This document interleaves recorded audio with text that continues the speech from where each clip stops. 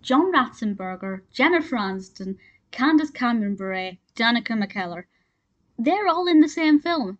I got a little bit overexcited when I discovered the existence of Camp Cucamonga.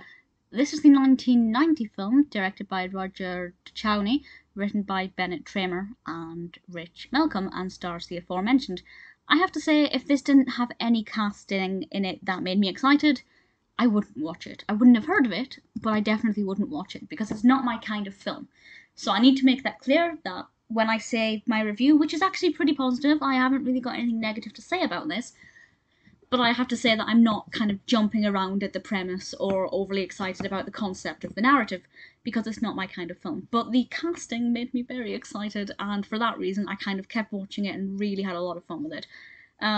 Basically, it's a very straightforward narrative that we've seen 1,000 times over, but that does very well. There is a reason why these films keep getting made, about high schoolish age kids at summer camp and the things they get up to, pranks they play on each other, potential romantic relationships that do or do not work, usually teenage girls falling out, boys trying to be macho, a boy wanting to fall in love with a girl who's clearly not interested, all the usual kind of things. Basically dealing with teenage hormones in a camp setting. And you have the camp counsellors there to guide them. I'm sure it offers some morals and some interesting messages for the teenage audience. To be honest, there's nothing wrong with it. I have seen, obviously, my fair share of camp-based films over the years, and this one doesn't break the mould. It's pretty standard, but in a way that's a good thing, because it means that it's not bad. Sure, it's not innovative, although 1990... a lot of them have come after that, so maybe at the time it was quite fresh and exciting. But, you know, it's safe. I think it deals with a lot of different issues affecting teenagers, jealousy, relationships, pressures to be more physically intimate, being a social outcast. I have to say, Danica McKellar plays the character who is kind of your social outcast. She wears dark clothing, she has dark hair, she's got a long fringe that kind of shades a little bit of her eyes, so it kind of obviously blocks part of the window to her soul, if you like. And I liked her a lot. She had a little bit of an attitude problem, but I liked the character still. Whereas Candace Cameron, her character Amber, is quite loud, in a relationship, a little bit more mature, but also going through some feelings of maybe doubt with the way things are going.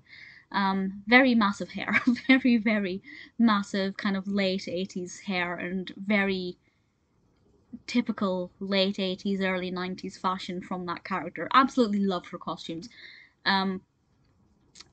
Ratzenberger plays the camp owner, I guess. Is that the word for it? I don't know what the term is. And Jennifer Aniston actually plays his daughter, which I really liked. I thought that worked very well. It's a lot of fun. Because I really like those cast members, I thought it worked really well, and I really enjoyed watching it. The narrative itself is nothing overly unique, but for a typical teenagers going through hormonal problems while at summer camp film, you get what you expect. So if you like that kind of film, I think you'll have a lot of fun with it. It does feel like a little time capsule. It does feel like a product of its time. Yes, you could put the teens in the same situation 20 years later and the narrative would work, but in terms of the fashion, the language, yeah, definitely a late 80s, early 90s product. Brilliant casting. Not a bad film at all. Not something that would have come on my radar otherwise, but I'm really glad that I've had the chance to see Camp Cucamonga.